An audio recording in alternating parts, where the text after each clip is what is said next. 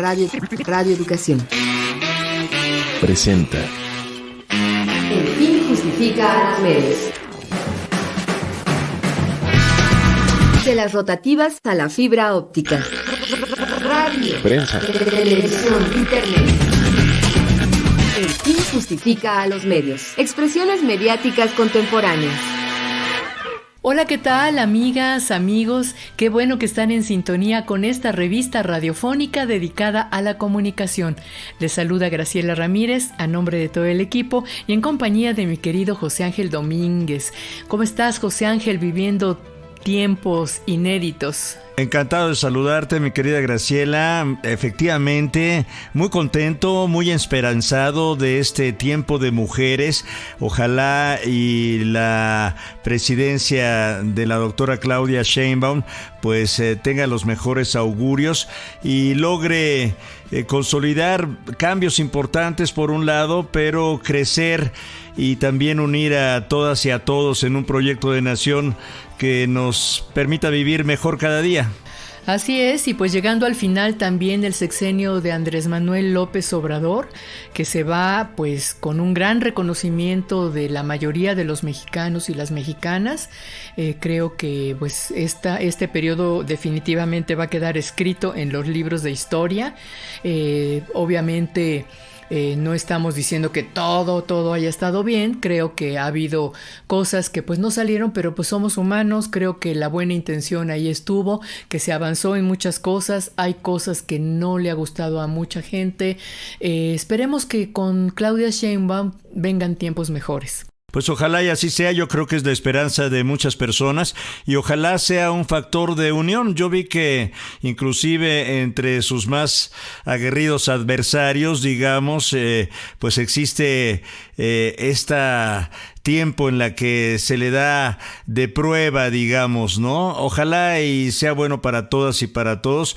Yo estoy muy esperanzado de que así será, mi querida Graciela. Así es, y bueno, pues en estos tiempos de cambios, el mundo pues está llevando a cabo varias transformaciones, hay progresos tecnológicos que pues han ampliado las oportunidades y los entornos también de aprendizaje.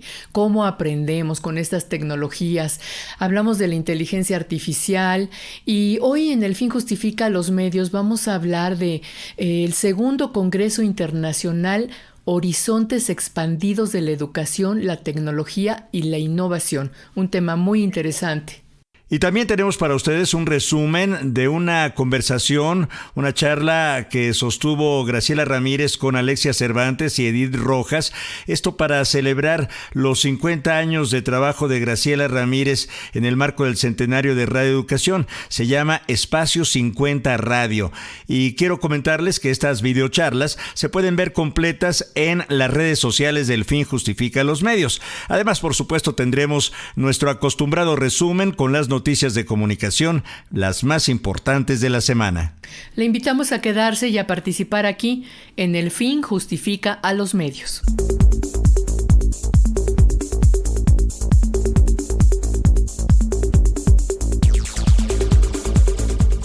Como cada jueves, me da muchísimo gusto tener la oportunidad de saludar a todas las personas que nos escuchan al aire por alguna de nuestras frecuencias y también a quienes lo hacen vía internet.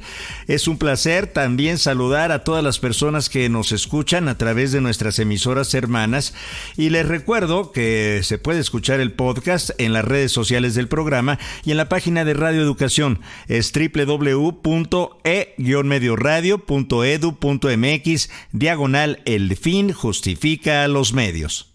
Y vamos a comenzar nuestro programa con nuestra acostumbrada sección Notimedios, un recuento de las noticias de comunicación más importantes de la semana, realizado por nuestra compañera Ángeles Medina. Notimedios. La organización Artículo 19 publicó su reporte Derechos Pendientes, informe sexenal sobre la libertad de expresión e información en México, en el que se destaca que en el sexenio del presidente Andrés Manuel López Obrador fueron asesinados 46 periodistas, además de que se registraron 3.408 agresiones contra la prensa, de las cuales 561 sucedieron solo en 2023. De acuerdo con la organización, estas cifras equivalen en promedio a una agresión contra periodistas cada 14 horas en los últimos 6 años y representan un incremento de 62% en las agresiones contra la prensa en comparación con el sexenio de Enrique Peña Nieto. La presidenta Claudia Sheinbaum dio a conocer nuevos nombramientos para su gabinete unas horas antes de tomar protesta como mandataria constitucional.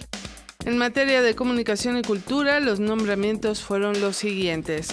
Paulina Silva Rodríguez queda al frente de la Coordinación General de Comunicación Social.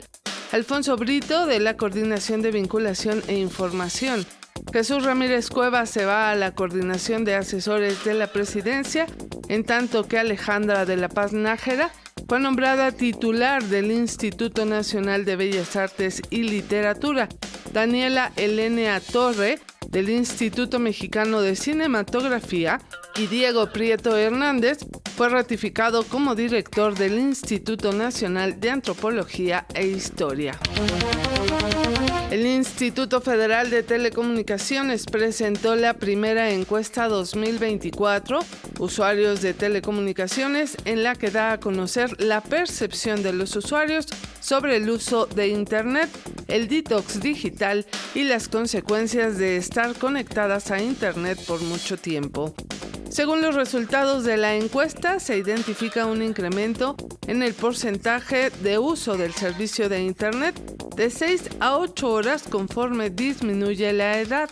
El 30% de las personas usuarias utilizan su teléfono móvil de 3 a 5 horas, pero solo el 25% de estas personas reconoció haber dejado de realizar actividades por estar conectadas a Internet y el 14.1% mencionaron haber intentado hacer algo para disminuir el tiempo que navegan en Internet. Con esta encuesta, el IFT busca dimensionar las consecuencias del uso de Internet y da algunos tips para identificar la adicción a este servicio y la aplicación de un detox digital. El Instituto Federal de Telecomunicaciones aprobó los lineamientos para integrar el acervo estadístico del órgano regulador, los cuales tienen por objeto establecer la metodología, los formatos y el catálogo de claves de información para que los operadores de telecomunicaciones reporten información estadística al instituto. Estos lineamientos entrarán en vigor el 6 de enero de 2025 a fin de contar con información eficiente y oportuna que permita un mejor diseño de políticas públicas y regulatorias con base en evidencia, aspectos con los que se reconoce al IFT como un regulador de quinta generación. En noticias internacionales, en Lima, la Asociación Nacional de Periodistas de Perú denunció que comunicadores y medios de comunicación del país andino han sufrido 251 ataques en lo que va de este 2024.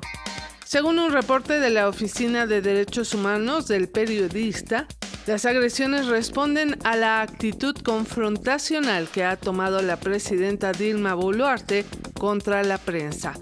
Destaca que en un año marcado por la constante confrontación del poder público con los medios, la amenaza y el hostigamiento son el tipo de ataque con mayor incidencia en el país, seguido por la agresión física y verbal. Y en Argentina siguen los ataques del presidente Javier Milei contra la prensa, que han generado un clima de hostilidad que afecta a la libertad de expresión en ese país. De acuerdo con las y los periodistas, el mandatario argentino aprovecha cada oportunidad para descalificar y agredir a quienes critican su gestión. Y a eso se suma el decreto que limita el acceso a la información pública, situaciones que han deteriorado considerablemente la libertad de expresión en Argentina. Hay que decir que Javier Milei ha calificado a las y los periodistas de mentirosos, imbéciles, extorsionadores, corruptos y vendidos. Afirma que el periodismo tradicional es parte de la casta, una expresión que se emplea para referirse a los sectores que son responsables de la decadencia del país.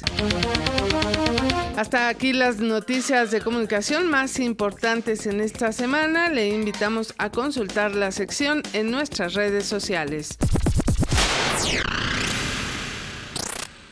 Ojalá y usted permanezca informado en torno a las noticias de comunicación que suceden en México y el mundo consultando Notimedios en nuestras redes sociales. La invitamos a participar en la red social X, estamos como @radioelfin. En Facebook nos encuentra como El Fin Justifica a los Medios y puede enviarnos un WhatsApp al 55 12 33 29 15. Antes de escuchar la charla que sostuvo Graciela Ramírez con Alexia Cervantes y Edith Rojas en torno al trabajo que realizan en Radio Educación, los invito a escuchar un reportaje en torno al segundo Congreso Internacional Horizontes Expandidos de la Educación, la Tecnología y la Innovación. Este reportaje fue preparado por nuestra compañera Karen Sanabria. El reportaje.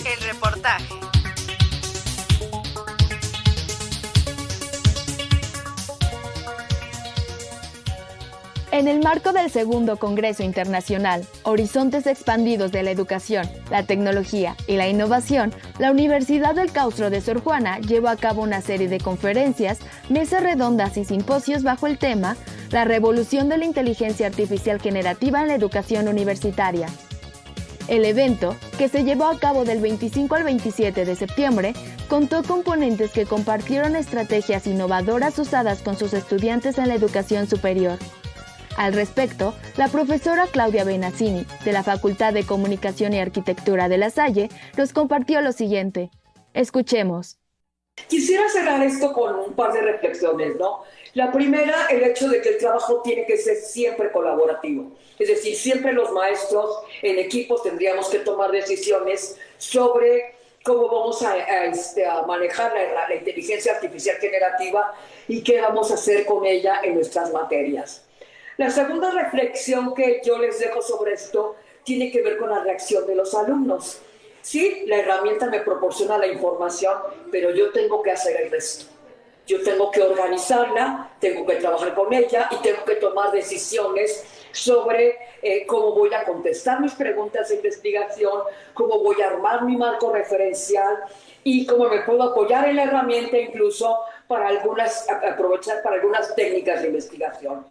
Y la última reflexión que me parece muy importante tiene que ver desde luego con este intercambio que estamos teniendo ahora y que hemos estado teniendo desde la presencia de la inteligencia artificial, pero también con hacerlo desde la reflexividad. Es decir, cuáles son nuestras experiencias profesionales, nuestras experiencias docentes y hasta dónde realmente esas experiencias nos permiten alcanzar digamos, un nivel que nos permita acompañar a nuestros alumnos en el proceso de ir domesticando, como decía Roger Silverson, la herramienta, pero también de irla utilizando como instrumento para la alfabetización en la materia.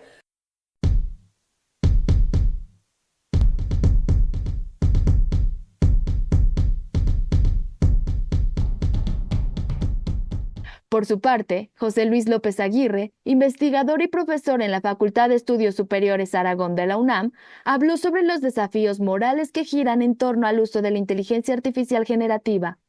La inteligencia artificial generativa es aquella que crea contenido a partir de una solicitud, imitando el proceso creativo humano.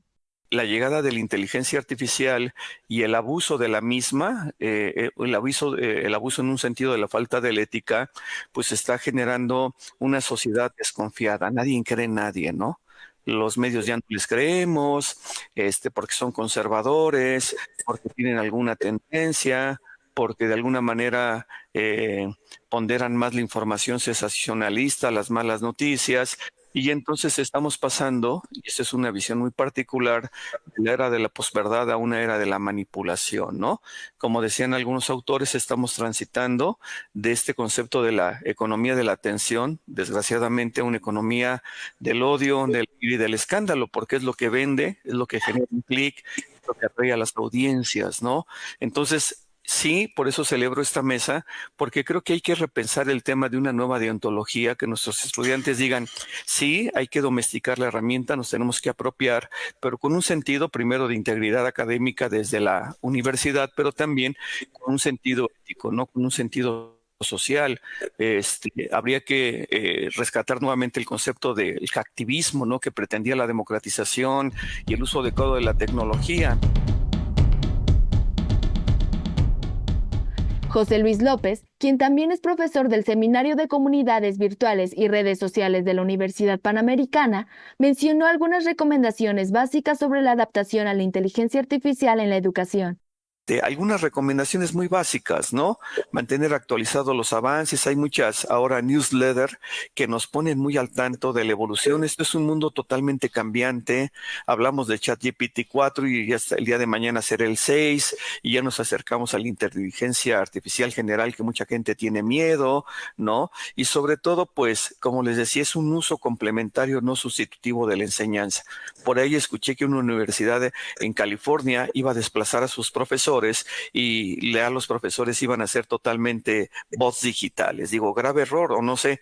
Yo creo que hay que complementar, ¿no? Yo pienso en la inteligencia artificial como un copiloto cuando yo doy docencia y la utilizo, cuando investigo, pero no pienso que me pueda suplir. Al menos esa es mi posición, ¿no?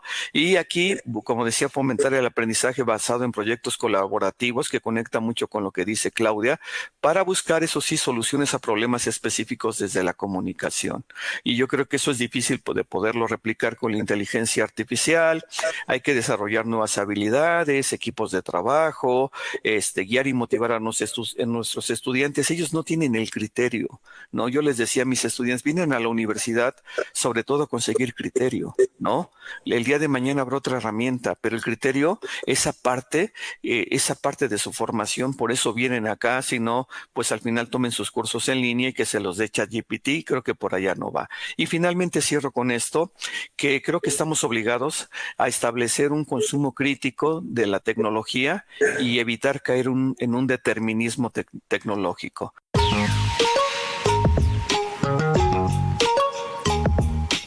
Asimismo, el doctor Gabriel Pérez Salazar, de la Facultad de Comunicación de la Universidad Autónoma de Coahuila, exhortó a reflexionar sobre qué es aceptable y qué no al hacer uso de la inteligencia artificial. Escuchemos. El asunto no está, y coincido en esto con José Luis, no está en prohibirlo. El asunto está en incorporarlo, insisto, de manera responsable, ética y transparente, declarando qué es lo que estamos haciendo con la inteligencia artificial. Y es lo que yo hago en mis clases. Le digo a mis estudiantes, sí pueden usar inteligencia artificial. Es más, por favor, úsenla y no me vuelvan a entregar un trabajo con problemas de APA, con problemas de redacción, con problemas de ortografía. Esos son cuestiones muy aplicadas, muy instrumentales, si ustedes quieren, en las cuales pueden mejorar sensiblemente la calidad de los trabajos que entregan nuestro estudiantado. El punto está luego en, a ver, si estás generando información a partir de eso, verifícala. El punto, y en lo que yo quiero cerrar mi intervención, es asumir pues una postura en la cual tengamos una reflexión, cada quien desde el lugar en el que nos ubiquemos, sobre qué estoy haciendo con la inteligencia artificial y cómo eso que estoy haciendo puede ser considerado o no aceptable en la comunidad en la que me encuentro, la comunidad académica, comunidad de un entorno laboral, de clases, etcétera, etcétera. Un ejemplo muy concreto, y ya con esto cierro. La inteligencia artificial, por ejemplo, cuando empleamos estas interfaces que nos permiten adjuntar archivos, me permitiría a mí, por ejemplo, si he hecho entrevistas, hacer las transcripciones de esas entrevistas, pero éticamente sé que la inteligencia artificial no garantiza la privacidad de esos datos. Por lo tanto, si hay información o si no tengo el consentimiento informado para hacer eso, no puedo hacer una transcripción de estas entrevistas aplicando esta inteligencia artificial. No porque no sea técnicamente posible, claro que lo hace y lo hace en 2 minutos. Es por las consideraciones éticas que en esta aplicación en particular debemos tener muy presentes en nuestro trabajo de investigación. Y como este ejemplo, muchísimos otros en los cuales tenemos que resolver entonces desde nuestros propios marcos éticos qué es aceptable y qué no es aceptable en función del uso de la inteligencia artificial.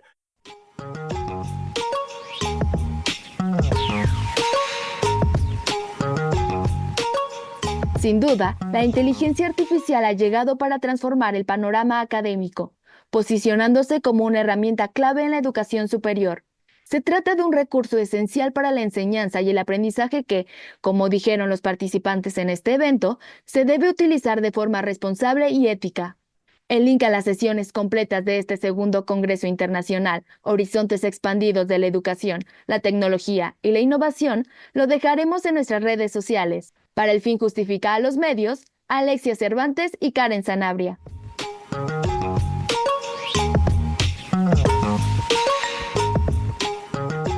A continuación les invito a escuchar un resumen de la videocharla que sostuvo Graciela Ramírez con Alexia Cervantes y con Edith Rojas.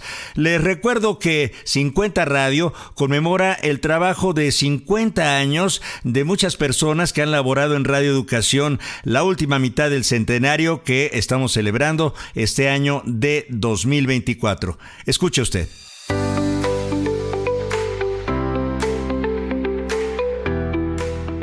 En el marco del centenario de Radio Educación y a su 50 aniversario en el aire, Graciela Ramírez nos invita a un viaje a través del tiempo compartiendo conversaciones fascinantes con personalidades que han sido parte de su legado. En este episodio nos acompañan dos mujeres excepcionales que inspiran, Alexia Cervantes y Edith Rojas, conductoras destacadas de Radio Educación, que tienen una impresionante trayectoria. Escuchémoslas. Graciela siempre ha tenido ese compromiso hacia la sociedad a través de sus programas, hacer cambiar esas conciencias, ya sea a través del periodismo, a través de la comunicación, a través de Sexualidad en tu propia voz con esta etapa que es Mujeres, que bueno, ahorita nos encontramos en un momento en el que he escuchado mucho aquí en los pasillos que bueno, que ya están un poco hartos de hablar de mujeres, pero siento que es el momento de poner sobre la mesa muchos temas que sí, justamente tiene que ver con mujeres y que bueno, aquí también en radio la mayoría somos mujeres y los equipos de Graciela están conformados mayoritariamente por mujeres. Sí, entonces, no es discriminación, ¿eh? O sea, en realidad, por supuesto que no. Por alguna razón, ¿verdad? Es que también son en las más carreras mujeres de las que estudian comunicación. Sí. Además, bueno, según dicen quienes estudian este asunto del cerebro, ¿te acuerdas el doctor Calixto? Dice que las mujeres somos muy buenas para comunicar, tenemos muchas habilidades naturales, digamos, ¿no? Entonces, pues bueno, es una cosa que no es definitiva, que si eres mujer entras y si eres hombre no, ¿verdad? Pero sí, efectivamente, son más mujeres las que colaboran aquí, no solamente en mis equipos, sino en otros también. En general, sí, claro. También en noticias, o sea, somos mayoría mujeres. Y además los hombres que colaboran con nosotras también muy profesionales. Está Óscar Solís, José Ángel Domínguez, Andrés Solís.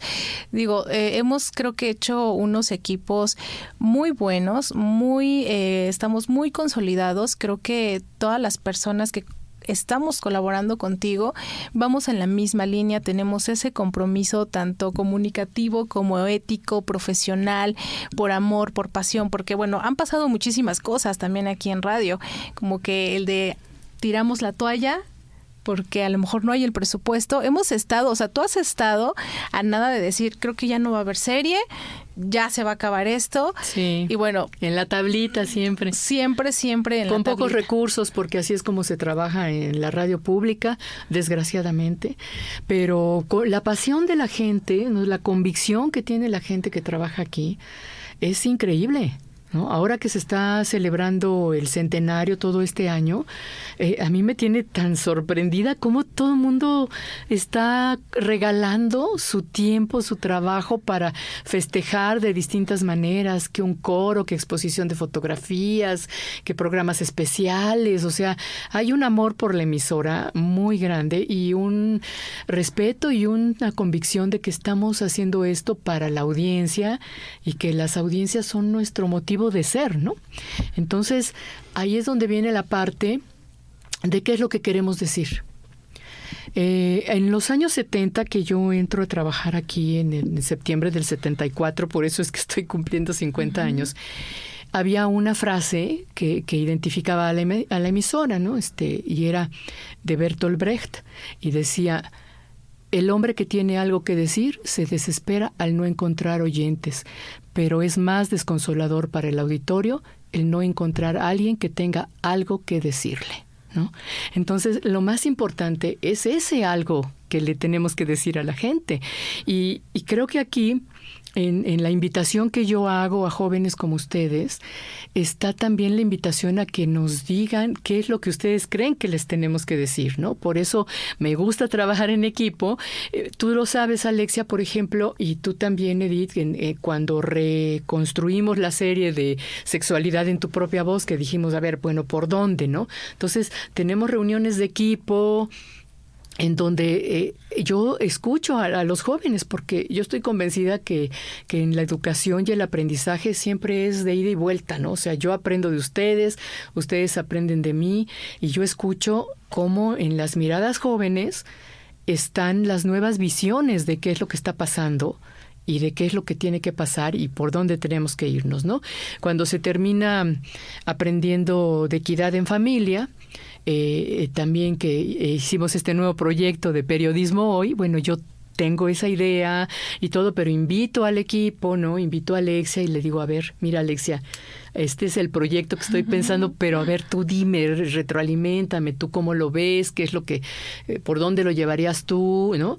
Y entonces, pues tú también le entraste a esa parte desde la concepción del proyecto, ¿no?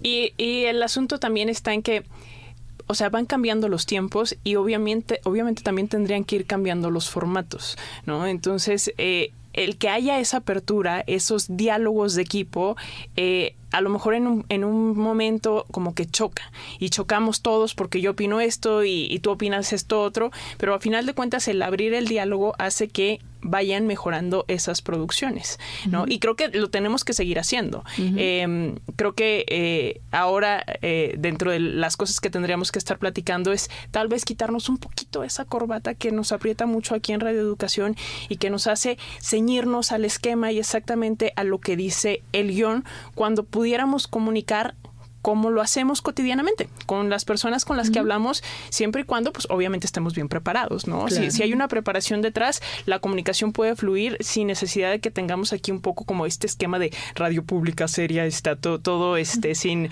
hacer muchos cambios de modulación en la voz.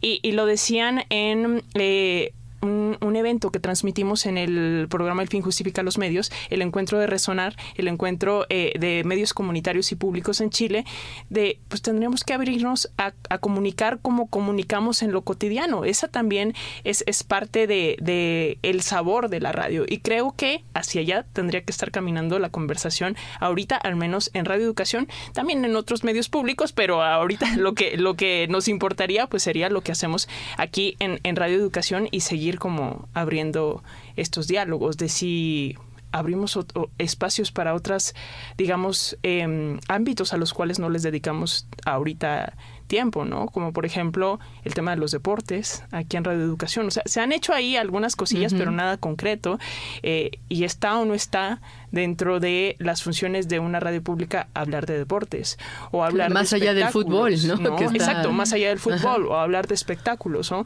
O sea, empezar a abrir esas conversaciones que creo que pueden ser conversaciones incómodas, pero de la incomodidad nace el éxito.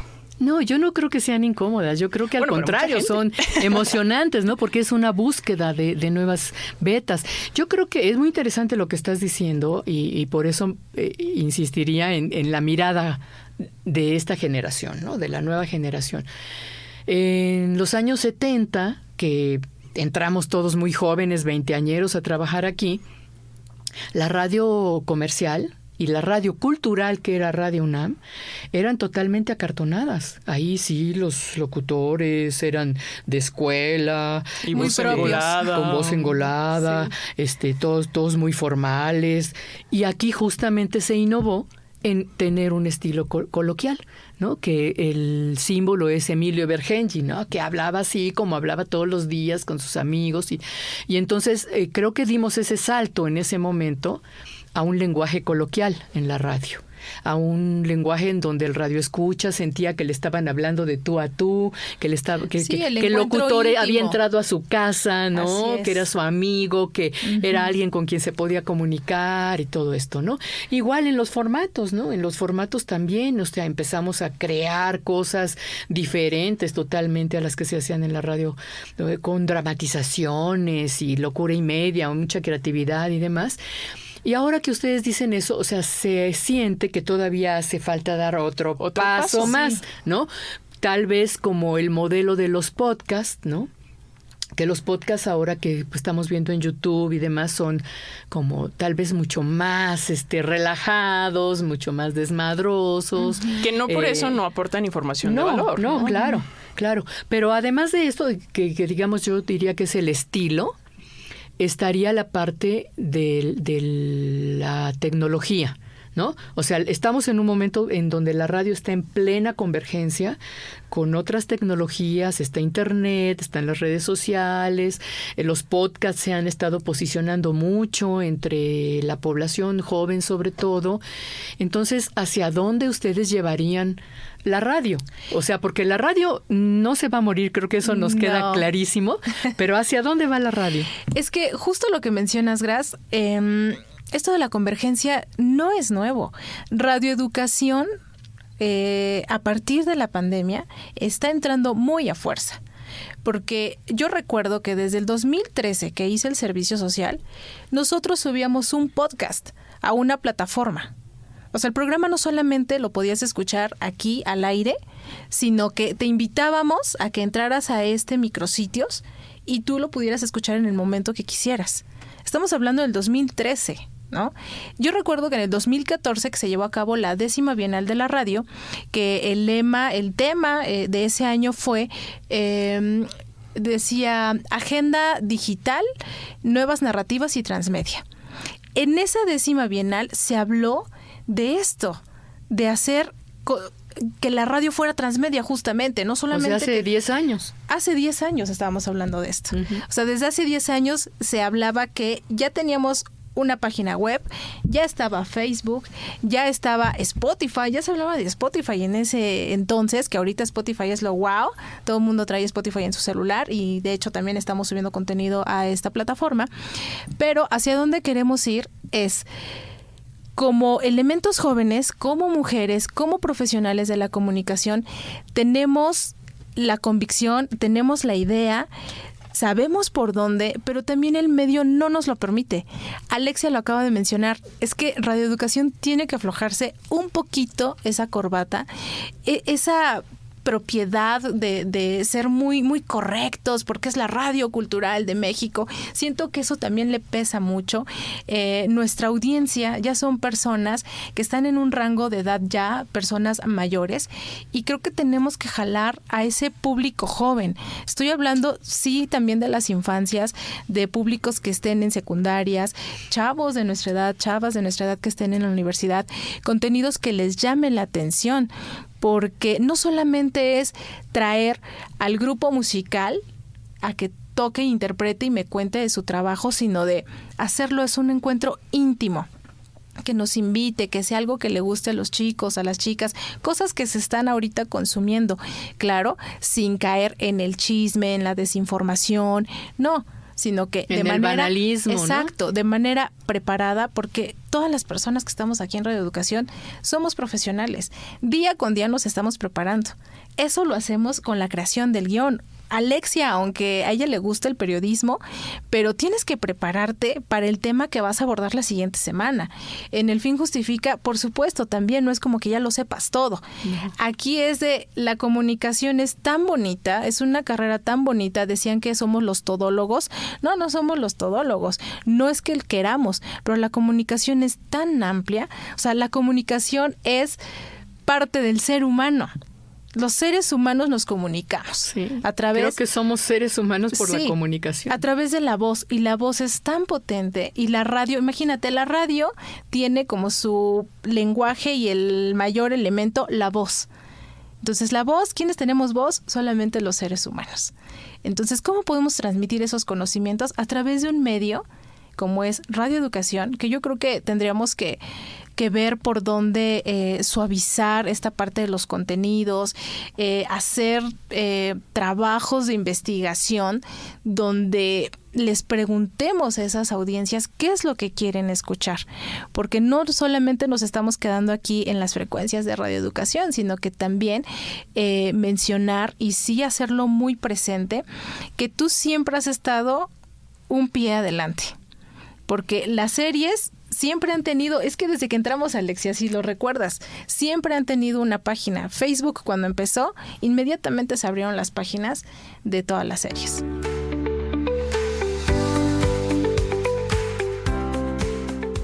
Esta conversación aún continúa.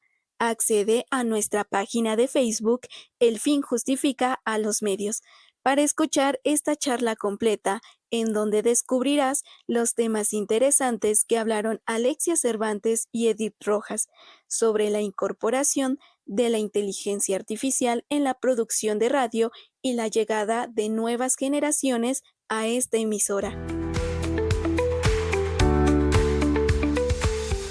A mí me tocó crear contenido. Yo no tenía ni idea, pero era... Tú te encargas de la imagen y vamos a subir esto. El diseño de la imagen lo hacíamos nosotros. Exacto. Alexia le entró también a eso, porque Alexia estaba en el servicio social conmigo. Lo hicimos poquito tiempo, pero eso nos tocó. Entonces siempre has estado un paso adelante. Entonces, yo recuerdo que en ese entonces, no todas las series que están aquí en Radio Educación tenían página. Empezaron a tener página hace un poquito tiempo. Te digo, la pandemia nos vino a dar una sacudida y a decir, a ver, Radio Educación, te hace falta entrar, yo creo que a la fuerza, o no sé cómo fue que esto pasó, pero bueno, ahorita ya estamos... Y algo tarde. Ya algo tarde. Por eso te digo, estamos algo tarde. En otros países ya se estaba hablando de ya la convergencia, entonces ahorita aquí en radio nos estamos tardando. El mundo allá afuera estamos revolucionando tecnológicamente, pero aquí en radio creo que nos asusta un poquito, nos asusta el abrir esos espacios para jóvenes. Porque... Sí, yo no sé si nos asusta o también la cuestión de los recursos tiene que ver. Yo creo y también la cuestión de como el tapón generacional que hay aquí, ¿no? O sea, eso hay que hablarlo y es pues a lo mejor penoso, ¿verdad? Que todo mundo se entere, pero pues sí hay un tapón generacional, ¿no? O sea, habemos una generación que debería de estar ya de salida o está de salida y otra generación joven que no termina de entrar por una cuestión que tiene que ver con los recursos también, ¿no? Pero también es cierto que hay muchos otros. Por ejemplo, está el SPR. La misma Radio Educación y ahora la forma en que la radio se maneja tecnológicamente da la opción de varios canales. Podríamos tener varias emisoras con nuestra propia señal. De hecho, tenemos señales de FM, que son de las que se transmiten al aire, ¿no? Pero por internet podríamos tener varias salidas, ¿no? Podríamos tener a lo mejor una emisora dedicada a las mujeres, otra a los jóvenes, otra a los niños, ¿no? O sea, si hubiese recursos, presupuesto para poder producir todo eso, porque además hay muchos jóvenes que están saliendo de las escuelas de comunicación que tendrían muchas ideas y ganas de hacer cosas. Para enmarcar un poquito como lo que hemos hablado, digamos, como el primer reto sería aflojarnos un poco la corbata, ¿no? Ya lo dijimos. Y el segundo, yo creo que que sí ya tenemos un buen rato en las plataformas, o sea, no vamos a decir las nuevas plataformas como Facebook, porque ya tienen un montón, ya no son nuevas, exacto. Pero yo creo que el paso allí, el siguiente paso allí sería la profesionalización, porque todo lo hemos hecho de una manera como Dios nos da a entender, o sea, de una manera muy, bueno, pues a ver, déjame hago aquí la imagen para las redes sociales y déjame aquí, bueno, pues vamos a ver si hacemos una transmisión en vivo, o sin ninguna profesionalización al respecto, y lo hemos hecho desde los propios equipos de producción y desde esa iniciativa, ¿no? Al menos contigo. Pero aquí lo que tendría que haber es institucionalmente un proyecto para crecer, digamos, el alcance de los contenidos, porque los contenidos son buenos y los contenidos ahí están. Lo que nos falta, creo, es salir a buscar más audiencias, y las audiencias van a estar en donde les sea más fácil acceder al contenido. Nadie va a estar ahí batallando, buscando para dar con un podcast. La gente quiere todo peladito y en la boca. Perdón por la expresión, pero es correcto. Pero es correcto. O sea, la gente quiere todo fácil. Y donde en una sociedad en la que actualmente el rango de atención va de los 7 a los 9 segundos, y si tú no te enganchó en esos 7 o 9 segundos, o no lo encontraste en esos 7 a los 9 segundos porque, híjole, la página del micrositio ni se entiende, o no encontré el podcast que buscaba, sale, va, y lo que sigue en tu celular o en donde sea que estés consumiendo. Entonces, creo que ahí lo que nos falta es la profesionalización, y para eso se requiere el presupuesto, para tener a gente adecuada en el desarrollo de estas plataformas, en el desarrollo de este alcance a través de medios digitales, y también para tener las plataformas adecuadas, ¿no? Un servidor que te permita acceder a estos podcasts de una manera rápida, redes sociales con presencia, digamos, con una estructura clara de estrategia de comunicación en redes sociales, y eso pues cuesta. Esa es la cuestión, ¿no? Exacto, ahí es donde sí coincido contigo en que hace falta la profesionalización, no en el hacer radio, porque creo que en eso somos muy profesionales, sino en la parte digital, en hacerlo multimedia, la imagen, ¿no? Yo he sido muy crítica aquí con respecto precisamente a las cámaras, ¿no? O sea que desde principios de esta administración ya pusieron la cámara en la cabina, sí, ¿no? Pero una camarita ahí con luces amarillas, donde te ves fatal, donde no tienes ningún entrenamiento de lenguaje corporal, donde te pones a hacer diseños de imagen para las redes sociales, pues como Dios te debe de entender, como lo acaban de decir. En fin, esa parte es en la que yo creo que sí necesariamente, y sobre todo el cómo moverte en las redes sociales y cómo moverte en estas plataformas de podcast, cómo posicionar a la emisora en estos ambientes digitales, ¿no? Imagínate que tienes un contenido buenísimo, pero no está llegando a la audiencia por una cuestión de publicidad o de estrategia comunicativa en redes sociales. Pues es que entonces, tenemos unos contenidos buenísimos y no están llegando. Y que además te costaron horas de trabajo, o sea, no es así en un 2x3, o sea, son muchas horas de trabajo para que al final pase un poco como desdibujado. Eso es lo que de pronto apachurra el corazón y dices, ¿vale la pena seguir trabajando en los medios públicos? Claro que sí, pero sí de pronto como que te apaga un poco. Claro, no, y además porque cuando piensas que es dinero público, creo que el público justamente se merece que esto tenga mayor resonancia, ¿no? Porque además son contenidos que estamos diciendo que necesita la sociedad, ¿no? Pero esta palabra de ser un medio público también te limita porque creo que no lo entendemos. O sea, un medio público tiene ese servicio para la sociedad le estás sirviendo en algo, le estás creando contenidos que son para su bien, tanto social como cultural, como político, informativo, todo lo que ustedes pueden encontrar aquí en Radio Educación. Entonces, a mí me tocó hace como 2 años entrar a un diplomado que se llama Marketing Cultural y que incluso aquí en Radio Educación nos hicieron la invitación. Fue para trabajadores. Yo no entraba en ese entonces como tal trabajadora, pero yo me colé a ese diplomado y se hablaba de que la cultura, por supuesto que vende, pero todas las personas que entraron a ese diplomado y algunos productores, productoras, para ellos fue, ¿cómo que la cultura vende? ¿Cómo vas a lucrar ¿Cómo con la vas cultura? a lucrar con la cultura? ¿No? Ajá. Pero hay que ser realistas, por supuesto. O sea, nosotros estamos vendiendo. Claro. O sea, un contenido que estamos generando, lo estamos vendiendo. No estamos recibiendo un dinero, pero por supuesto que lo estamos vendiendo. Bueno, y tenemos que público. ofrecerlo. Sí, Recibimos dinero público. dinero público. Pero, bueno, no como que estés lucrando. O sea, no estamos lucrando con Exacto, ese es dinero. diferente. Es diferente. No Lucrar estamos que- lucrando. Entonces, sí vamos en la línea, lo que menciona Alexia, que sí tendríamos que mirar hacia esa profesionalización, a también invitar a estas nuevas generaciones que ya se están profesionalizando en eso y saber cómo podemos darle ese no giro a radio, sino complementarla, hacerla más visible. Ya sabemos que radioeducación es conocida.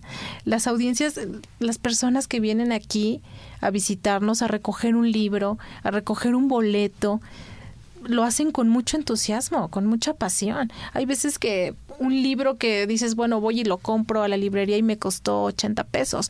Y la persona viene desde Catepec y ya se gastó los 80 pesos en el transporte. Aún así el señor no lo está viendo, viene porque quiere ver las instalaciones Quiere ver, de radioeducación. quiere ver a la gente que hace la radio. Exacto. Y ahora que quieren ver, que nos quieren ver a las personas que hacemos radio y que estamos hablando de estas iniciativas que se empezaron a tomar de, bueno, vamos a entrarle a este mundo digital y poner la cámara. Creo que de cierta manera algunas personas, yo creo que también a ti te pasó, Alexia, y más, que tú estás en cabina todos los días, como que es un poquito invasivo que esté esa cámara enfocándote todo el tiempo, todo el día. Ya me acostumbré. Cuando llegas a las 5 de la mañana y es más, ni siquiera te avisaron, yo creo, el primer día y Alexia viene casi toda O sea, en dormida. chanclas, sí, ¿Sí? totalmente. Y yo creo que es eso, es parte de la profesionalización. No es la pose, ¿eh? Crean que no es la pose, pero imagínense. No es la vanidad. Que yo como niña que crecí, ¿cómo te imaginabas a esa persona que te hablaba, que estabas escuchando? Ah, sí, eso era muy detrás mágico, ¿no? de la radio, Sí. ¿no? Y ahora que ya las estás viendo y ¿en serio eres tú? Tampoco hay que acabar con esa magia. Exacto. O sea, la radio tiene su Sí. encanto y debe de seguir teniendo su encanto, que es la voz. Entonces, la voz tiene que enamorar, la voz tiene La que voz llegar. y los sonidos, la Exacto. música, los ambientes, todo eso que te hace imaginar y como audiencia, como radioescucha, ser parte de ese proceso de comunicación, ¿no? Ese es maravilloso y sí se ha perdido un poco por el asunto de poner siempre una cámara enfrente, ¿no? Sí. Que creo que a lo mejor no siempre tendríamos que ponerla, ¿no? Sí, no siempre, pero también hay que adecuarnos. Hay que adecuarnos a esas necesidades. Buscar ahí un balance. Sí, a esas necesidades de la audiencia. Entonces hay que apostarle por generar esos cambios, no tener miedo. Tenemos un público cautivo, ya lo conocemos. Ahora, ¿cuál es nuestro público meta? Y hay que trabajarlo. Y de que se puede, por supuesto que se puede, pero también necesitamos ese empujoncito que venga desde ese presupuesto que nos den, ¿no? Porque aquí creo que tú decías lo de los estudiantes. Tienes esta iniciativa de decirles, a ver, preparen algo, generen un contenido y ver de qué manera le damos salida aquí en Radio Educación. Y sí es triste que, pues como estudiante tengas esa iniciativa. Yo lo hice. Digo, yo propuse muchos programas y ahí tengo mi carpeta de mis semestres, de proyectos ahí encuadernados. Pero que te limita también un poco de que no hay ese ingreso que pudieras tener de, sí, te damos el espacio. Ya sabemos que los comunicólogos no nos vamos a hacer millonarios, Sí. porque de verdad es una carrera muy bonita, pero también sí está mal pagada, hay que decirlo. Entonces... A menos que trabajes en Televisa, claro. Sí, yo creo. Pero ahí no te van a dejar decir lo que tú quieras. Exacto. Y aquí sí somos libres de decir lo que queramos. Entonces también es como a un chico, una chica que va saliendo, pues le cierras la puerta. Decir, Claro. no, pues está buenísimo tu pues proyecto, pero...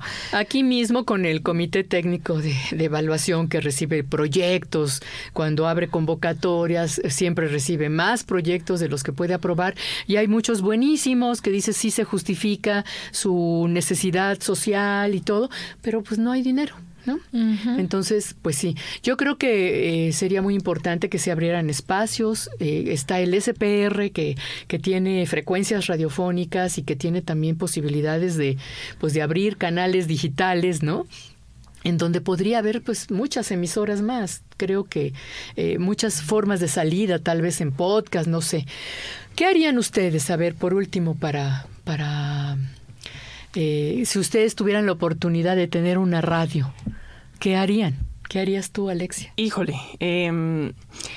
yo desdibujaría, sinceramente, esta como radio aislada solo por ondas sonoras, y yo lo veo más como estudios de producción, ¿no? Y por estudios de producción me refiero a producción que salga sí al aire a través de las ondas hercianas, pero sí a través también del podcast, o a través de plataformas, o a través de audiolibros, o en una diversidad de formatos. Entonces yo a la radio pública de México, digamos, a Radio Educación, en un futuro la veo más como una casa productora que provea de contenidos, de alto contenido de valor, de contenidos con impacto social a todo el mundo, ¿no? A la gente que lo quiera consumir en su dispositivo móvil, pero también para los otros servicios de radio pública de los estados, que creo que yo en los estados yo creo que todavía está un poco este concepto de, pues como somos la radio pública y nos paga el gobierno, pues entonces hay que hablar bien del gobierno, ¿no? Entonces creo que el concepto de radio pública todavía en los estados no está claro, o sea, no está claro que tiene que ser una radio de servicio que se debe a las personas y no se debe al gobierno en Las turno. mismas audiencias no lo sienten así. Exactamente. Deberían de estar reclamando de esa radio es mía, ¿no? Sí, es no de del nosotros. gobernador en turno, ¿no? Entonces,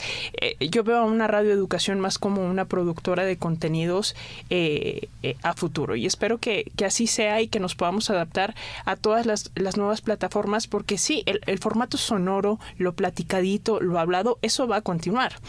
El rollo ahora va a estar en los diferentes tipos de mecanismos que tenemos para acceder a esos contenidos.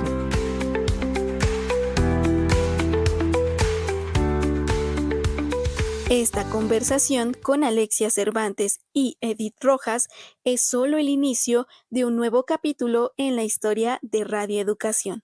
Sigue explorando esta y otras historias detrás de la radio en nuestra serie 50 Radio, producida por Graciela Ramírez, la cual estará disponible en nuestra página de Facebook, El Fin Justifica los Medios.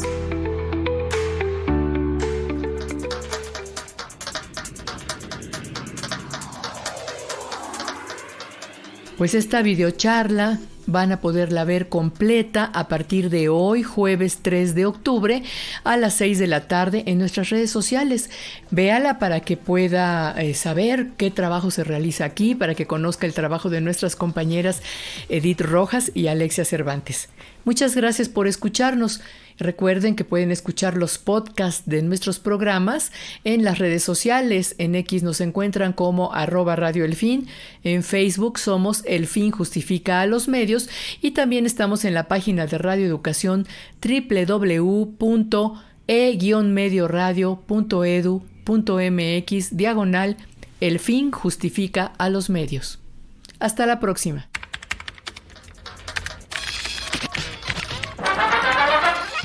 Radio Educación. Presentó El fin justifica a los medios. Expresiones mediáticas contemporáneas. El fin justifica a los medios. Trabajamos para usted en esta oportunidad Guillermo Lagarda, Alexia Cervantes, Karen Sanabria, Lisbeth García, Ángeles Medina y José Ángel Domínguez en una producción de Graciela Ramírez para Radio Educación.